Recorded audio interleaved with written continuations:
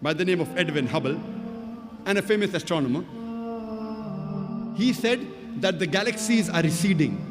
That means the universe is expanding. The Quran mentions 1400 years ago in Surah Dhariyat, chapter number 51, verse number 47, that we have created the vastness of space. The Arabic word musyun means vastness or the expanding universe. The Quran mentions 1400 years ago that the universe is expanding, which we have come to know recently, 80 years back, 90 years back. And according to Stephen Hawking, who's a very famous scientist, he writes in his book, The Brief History of Time, he says that the discovery of the expanding universe is the greatest discovery of the century, which is mentioned in the Quran 14 centuries before. There may be skeptics or some non-Muslims who will say it is nothing great that the Quran speaks about astronomy, since the Arabs were very well advanced in the field of astronomy. I do agree with them that the Arabs were advanced in the field of astronomy. But I'd like to remind them, it was centuries after the Quran was revealed that the Arabs advanced in the field of astronomy. So it is from the Quran that the Arabs learned about astronomy and not the vice versa. And there were many things about astronomy mentioned in the Quran which the Arabs didn't speak about and which we have come to know recently. In the field of physics, several centuries ago, there was a theory which was called as atomism. This was advanced by the Greeks, especially Democrats, who lived 2300 years before. And according to this theory of atomism, atom is the smallest part of matter. And this was also known to the Arabs. And the Arabic word for atom, in Arabic, it's called a zarra. And the Arabs also agreed the smallest part of matter, nothing can be smaller than that. And if you read the Quran too speaks about the atom. Now, after science advanced in the field of physics, we agree that atom is the smallest particle of matter having the characteristics of the element, but an atom too can be divided. So does it mean that the Quran is outdated?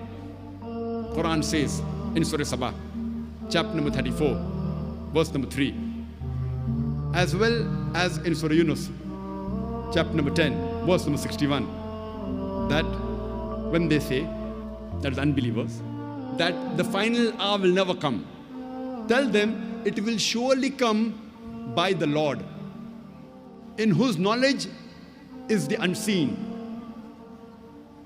and in whose record is the smallest detail of an atom.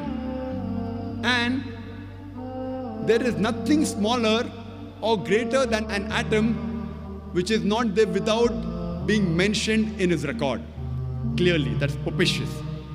So the Quran says that Allah has the knowledge of the unseen, the minutest detail of the atom is mentioned, and even things greater and smaller than the atom is very clearly mentioned in his record. So the Quran mentions 1400 years ago that there are things smaller than the atom, which science has discovered recently. In the field of hydrology, we learn about the water cycle in the school. The water cycle, what we learn in the school, was first described in 1580 by Sir Bernard Palissy.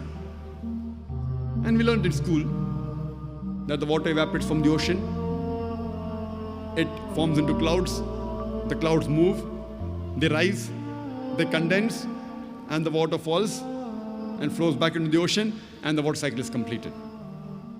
Previously, in 7th century BC, Thales of Miletus, he said it was the spray of the ocean which was picked up by the winds which fell into the interior as rain. People did not know how did the rain fall. So in 7th century, Thales of Miletus, he said it was the spray of the ocean which was picked up by the winds and fell into the interior as rain. People did not know from where did the underground water come. And people believed even in the time of Plato, that when the water fell, this water flowed by a secret passage into the ocean called as Tartarus. People did not know from where did the underground water come. So they thought it was the pressure of the winds on the water which forced the water into the interior. And even till as late as 17th century, people and great thinkers like Descartes believed in this theory. Even in 19th century, people believed in the Aristotle's theory that the water evaporated from the earth and cooled in mountain caverns which fed the springs. Today we know that the underground water is due to the seepage of the rainwater. And Allah says in the Quran,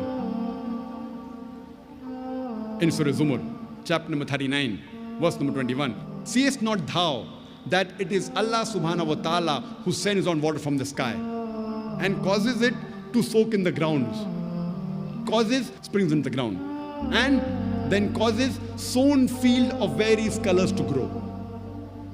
Quran mentions in Surah Rum, chapter number 30, verse number 24. It is Allah who sends down water from the sky and then gives life to the earth after it is dead. The Quran says in Surah Mu'minun, chapter number 23, verse number 18, it is we who send down water from the sky, and we can store it, and we can even drain it easily. The Quran says in Surah Hijr, chapter number 15, verse number 22, that we cause fecundating winds. The Arabic word used is lawaki, which is the plural of lakaha coming from laki, which means to fecundate, which means to impregnate. We cause fecundating winds. We cause winds to impregnate, and then the water falls from the sky.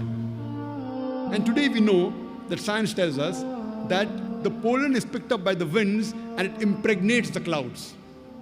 And the second type is the clouds, they join together. Then there's lightning and water falls from the sky.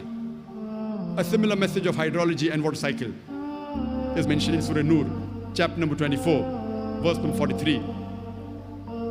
It is Allah who makes the clouds to move gently and then causes them to join, then makes them into a heap, and then water emerges from the sky.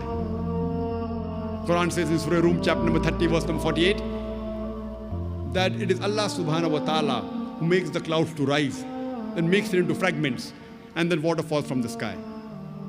The Quran speaks about the water cycle in great detail. The Quran says in Surah Tariq, chapter number 86, verse number 11, "Wasama izatil raji," which means by the capacity of the heavens to return.